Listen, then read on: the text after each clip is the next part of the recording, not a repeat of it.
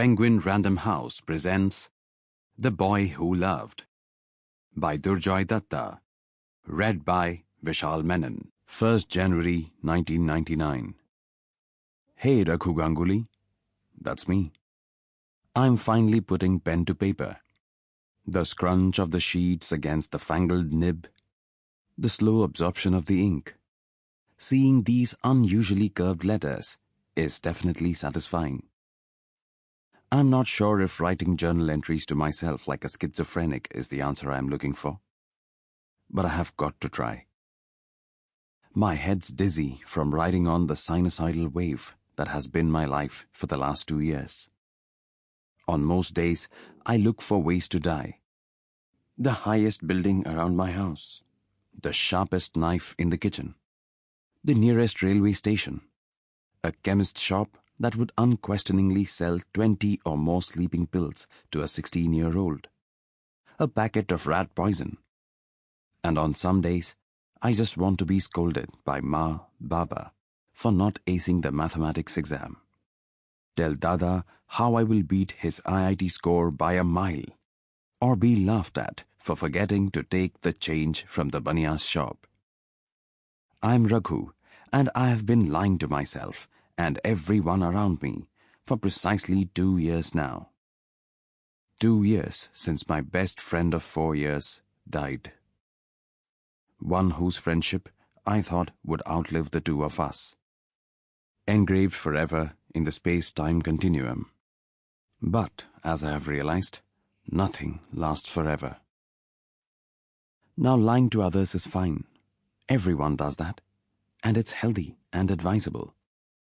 How else are you going to survive the suffering in this cruel, cruel world? But lying to yourself. That shit's hard. That will change you. And that's why I made the resolution to start writing a journal on the 1st of this month. What with the start of a new year and all. The last of this century. I must admit, I have been dilly-dallying for a while now, and not without reason. It's hard to hide things in this house, with Ma's sensitive nose never failing to sniff out anything Dada, Baba or I have tried to keep from her. Staircases and driveways. I would have plenty of places to hide this journal. But since I'm not, it will have to rest in the loft behind the broken toaster, the defunct Singer's sewing machine and the empty suitcases. So Raghu, let's not lie to ourselves any longer, shall we? Let's say the truth, the cold, hard truth, and nothing else, and see if that helps us to survive the darkness. If this doesn't work, and I lose, checking out of this life is not hard. It's just a 7-story drop from the rooftop, a quick slice of the wrist, a slip on the railway track, a playful ingestion of pills, or the accidental consumption of rat poison away. But let's try and focus on the good. Durga Durga, 12th January 1999. Today was my first day at the new school, just 2 months before the start of the 10th standard board exams. Why Ma Baba chose to change my school in what's said to be one of the most crucial years in anyone's academic life is amusing to say the least. My friendliness. If you don't make friends now, then when will you? Ma said. They thought the lack of friends in my life was my school's problem and had nothing to do with the fact that my friend had been mysteriously found dead, his body floating in the still waters of the school swimming pool. He was last seen with me. At least that's what my classmates believe and say. Only I know the truth. When Dada woke me up this morning, hair parted and sculpted to perfection with Brill cream, teeth sparkling, talcum splotches on his neck, he was grinning from ear to ear. Unlike me, he doesn't have to pretend to be happy. Isn't smiling too much a sign of madness? He had shown the first symptoms when he picked a private sector software job over a government position in a public sector undertaking, which would have guaranteed a lifetime of unaccountability. Dada may be an IITian, but he's not the smarter one of us. Are you excited about the new school, Raghu? New uniform, new people, new everything. Of course you're excited. I never quite liked your old school. You will make new friends here, said Dada with a sense of happiness I didn't feel. Sure, if they don't smell the stench of death on me. Oh, stop it. It's been what, over 2 years? You know how upset Ma Baba get, said Dada. Trust me, you will love your new school. And don't talk about Sami at the breakfast table. I was joking, Dada. Of course I am excited, I said, mimicking his happiness.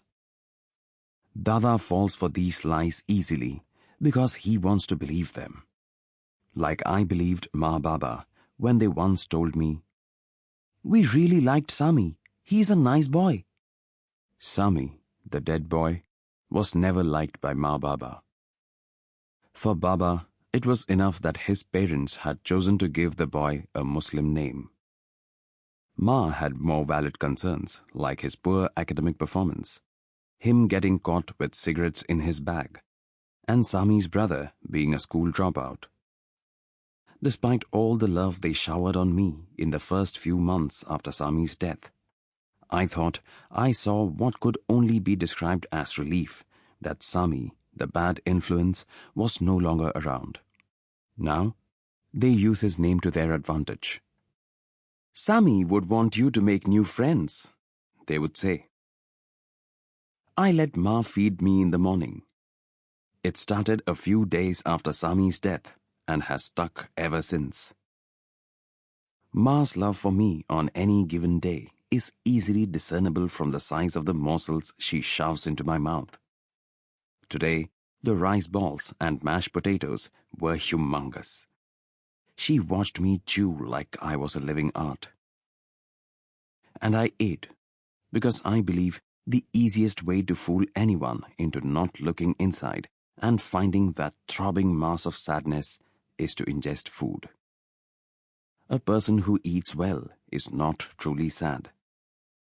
While we ate, Baba lamented the pathetic fielding placement of the Indian team and India's questionable foreign policy simultaneously. These bloody Pakistanis!